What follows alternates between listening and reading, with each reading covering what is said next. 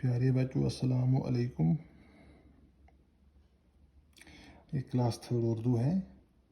جیسے کہ آپ سبھی جانتے ہیں کہ پچھلی بار ہم نے ایک نئی لیسن شروع کی تھی، ایک نیا سبق ہم نے شروع کیا تھا، ہمسایہ۔ تو ابھی تک آپ نے دیکھا کہ اسلم ایک لڑکا ہے، اس کے والد جو باہر گئے ہیں، اس کی ماں وہ اپنی ماں کے ساتھ اکیلے گھر پہ ہے۔ اس کی ماں رات کو اچانک سے بیمار ہوتی ہے، وہ اپنے ہمسائے کے گھر جاتا ہے، اس کو آواز دیتا ہے، اسے بلاتا ہے، گوتم جن کا نام تھا۔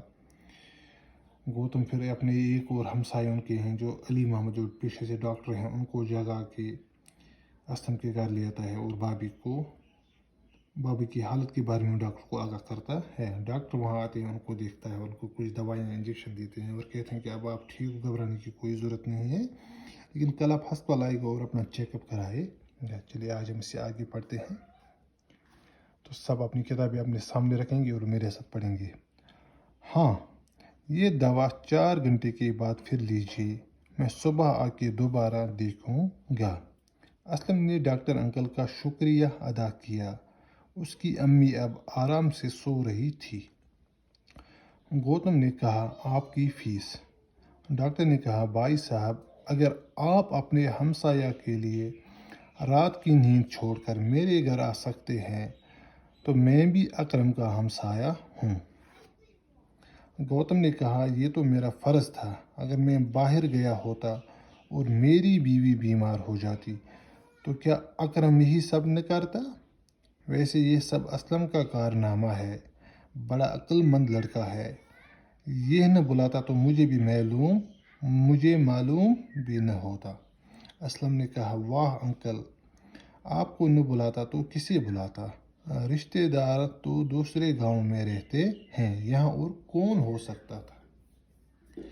تو چلیے، جیسے کہ ہم نے دیکھا کہ ہمسائے کے فرائض کے بارے میں اس لیسن کے بارے میں بتایا کہ ایک ہمسایہ جو ہوتا ہے اس کے لیے ہمیں کیا کرنا چاہیے۔ تو پہلے ہم لیسن کو ہی دیکھیں گے۔ لیسن میں کیا کہا گیا ہے؟ ڈاکٹر نے انجیکشن دیے اور اس بابی سے کہا کہ آپ آرام کیجیے، گھبرانے کی کوئی ضرورت نہیں، کل ہسپتال آپ آئے گا اور وہاں اپنا چیک اپ کرائیے۔ اس کے بعد ڈاکٹر صاحب کہتے ہیں، یہ کچھ دوائیاں ہیں لیکن ان کو آپ ہر 4 گھنٹے کے بعد لیجیے گا، میں صبح آ کے دوبارہ دیکھوں گا۔ اسلم نے ڈاکٹر کا شکریہ کیا۔ اس کی امی اب آرام سے سو رہی تھی۔ اسلم کی امی جو درد جو سے تھا، جب اس نے دوائیاں کھائی، انجیکشن نے ڈاکٹر صاحب نے کیا، اب اسے آرام آیا، اب وہ آرام سے سو رہی تھی۔ تو گوتم نے کہا، ڈاکٹر صاحب کے درمیان ڈاکٹر علی محمد تھے، ان سے کہا کہ ڈاکٹر صاحب آپ کی فیس کیا ہے؟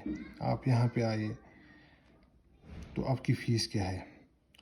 تو ڈاکٹر صاحب نے بڑے ہی مہذب انداز میں کہا، بھائی صاحب، اگر آپ اپنے ہمسائے کے لیے اتنا کر سکتے ہو، اپنی نیند چھوڑ سکتے ہو، رات کے وقت جب گہری نیند انسان کو ہوتی ہے وہ آپ چھوڑ سکتے ہو،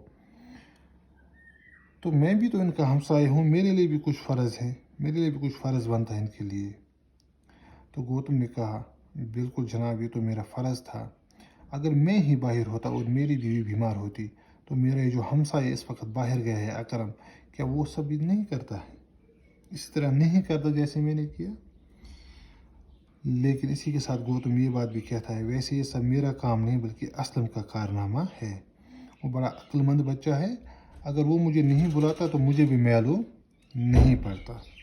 اسلم نے کہا کہ انکل، اگر میں آپ کو نہ بلاتا تو اور میں کسے بلاتا، کیونکہ میرے رشتہ دار جو ہیں وہ دوسرے گاؤں میں رہتے ہیں اور یہاں کون آ سکتا تھا؟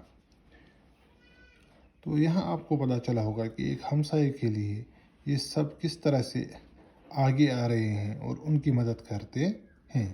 تو ہمیں بھی اس بات کا خیال رکھنا ہے کہ ہمیں بھی اپنے ہمسائے کے لیے جو ہے انہی باتوں کا خیال رکھنا چاہیے۔ اگر وہ بھی کبھی بیمار پڑیں گے تو ہمیں ان کا دھیان رکھنا چاہیے۔ اس کا جو اگلا حصہ وہ انشاءاللہ کل پڑھیں گے۔ شکریہ۔